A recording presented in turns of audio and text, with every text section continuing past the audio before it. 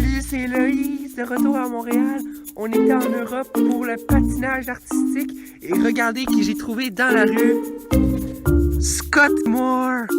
Ah, il est tellement beau puis il est tellement bon en patin en plus. Ah, wow! Wow, wow! Faites quoi?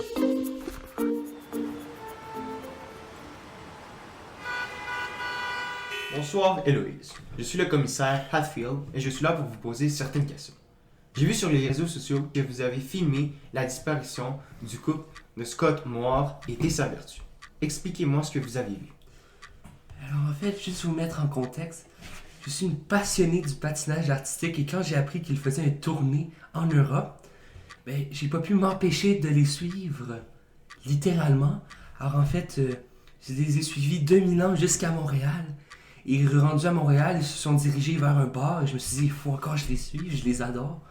C'est à ce moment-là que j'ai vu une gang de gens malicieux, violents, qui les ont pris, ligotés, mis des sacs sur leur tête, mis dans leur caravane. Et là, j'espère juste qu'ils sont corrects. Expliquez-moi votre voyage dans le moindre détail. Alors en fait, il a débuté à Milan en Italie. Si on voulait tracer un plan cartésien, ça serait le point 56 et 1.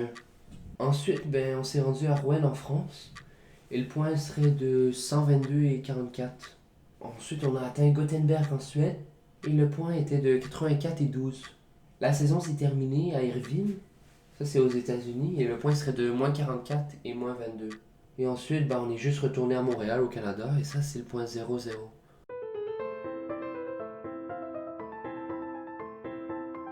Alors, pour commencer le problème, il faut qu'on trouve le vecteur résultant. Et pour trouver celui-ci, on a besoin des 4 coordonnées des 4 déplacements. Et pour trouver les coordonnées, on va utiliser le delta x et le delta y. Donc, pour commencer avec le premier déplacement, qui est de Milan à Rouen, on peut voir que la coordonnée de x est égale à 122 moins 56, puisque c'est le delta x, c'est équivalent à x final moins x initial.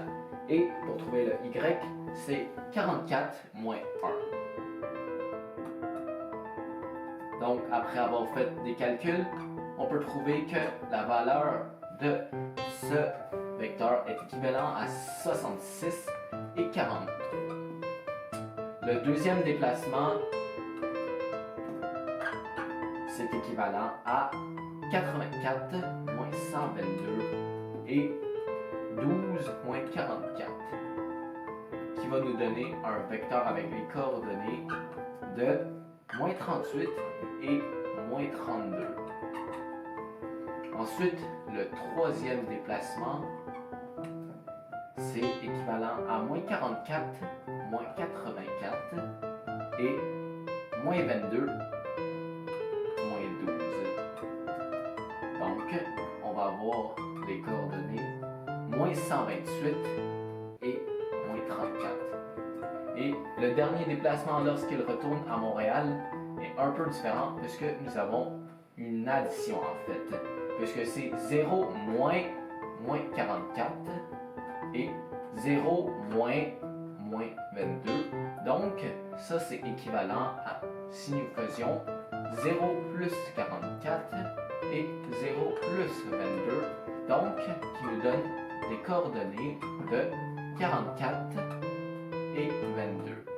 Donc ici nous avons les 4 coordonnées des déplacements effectués par le couple et Héloïse. Alors après avoir identifié toutes les valeurs qu'on a besoin, on peut aller chercher le vecteur résultant qu'on va identifier VR. Donc, le vecteur résultant, en fait, c'est équivalent au premier déplacement plus le vecteur du deuxième déplacement plus les coordonnées du troisième déplacement et le quatrième déplacement. Donc, si nous prenons ici, c'est équivalent à 66, 43 plus moins 38 moins 32, plus moins 128, moins 34, et on additionne à ça 44 et 22. Donc, comme ici, nous avons deux valeurs x et y, on additionne toutes les x ensemble et toutes les y ensemble, ce qui va nous donner le vecteur résultant de moins 56, moins 1. Alors, pour continuer le problème, on doit trouver le déplacement total. Et le déplacement total, en réalité, c'est équivalent à la norme du vecteur résultant. Donc, ici, nous devons utiliser le théorème de Pythagore pour trouver cette norme-là. Donc, on met au carré la valeur de x de ce vecteur, bien sûr au carré, additionné à la valeur du y, du vecteur résultant, bien sûr également au carré. Donc, si on met les valeurs dedans, ça nous donne moins 56 au carré plus moins 1 au carré, qui nous donne 3136 plus 1, tout ça au carré, pour arriver à une valeur finale de 56,0089 et des poussières. Donc, dans ce cas-là, comme le dernier calcul, c'est une addition ici et qu'il n'y a aucun chiffre après la virgule, la réponse finale n'a aucun chiffre après la virgule, donc 56. Et si nous regardons sur le graphique et que le début, il part de Milan pour se finir à Montréal, et comme nous pouvons voir, ça va vers la gauche. Donc, la gauche, ça va être négatif. Donc, le déplacement total, ça va être négatif. Donc, la valeur finale, ça va être de moins 56. Donc, pour continuer le problème, on doit trouver la distance parcourue. Et bien sûr, pour utiliser la distance parcourue, on a besoin de la norme des 4 déplacements, qui sont également tous inconnus. Donc, comme c'est toutes des normes ici, et que dans le déplacement, nous avons également calculé une norme, on peut utiliser les mêmes formules. Donc, Pythagore, encore une fois, pour calculer les normes des 4 déplacements qui ont effectués. Donc ici, c'est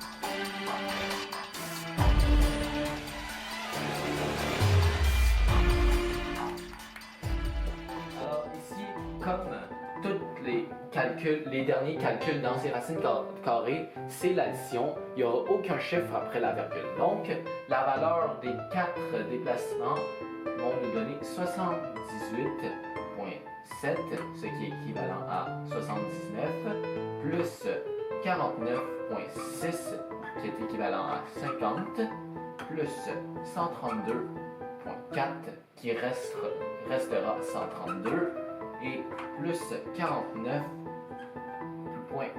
donc ça restera 49. Donc ici, notre réponse finale va nous donner un total de 310, sans chiffre après la virgule, kilomètres, puisque le tout est en kilomètres. Donc ici, on peut voir qu'il n'y a aucun chiffre après la virgule, puisque c'est une addition. Donc, il y a les chiffres significatifs sont en fonction des chiffres avant et il n'y a aucun chiffre après la virgule. Donc, la distance parcourue finale est de 310 km. Donc, la dernière partie de ce problème s'agit de calculer la vitesse moyenne utilisée lors de son périple avec ses idoles. Donc ici, pour trouver la vitesse moyenne, nous devons utiliser la formule de déplacement divisé par temps. Donc ici, nous connaissons le déplacement qui est de moins 56 km. Il faut se rappeler que c'est moins puisqu'il va vers la gauche. Ensuite, il y a le temps qui était de 44 heures et 21 minutes. Mais ici, pour simplifier le problème, nous aimerions mettre ça sur une base 10. Donc, 21 minutes sur 60, c'est équivalent à combien sur 100? On divise 21 fois, on met 21 fois 100 divisé par 60 qui va nous donner 35. Donc le temps en fait est équivalent à 44,35 heures. Donc si on utilise la formule ici qui est de déplacement divisé par temps, nous pouvons trouver que c'est moins 56 divisé par 44,35 heures. Ici, c'est les kilomètres, bien sûr. Ici, si on divise les deux, ça va nous donner une valeur de 1,26 ici. Donc, si on l'arrondit avec les chiffres significatifs, ça nous donne 1,26 km à l'heure. Mais bien entendu, le 1,26 km/h sera négatif puisque le déplacement était négatif.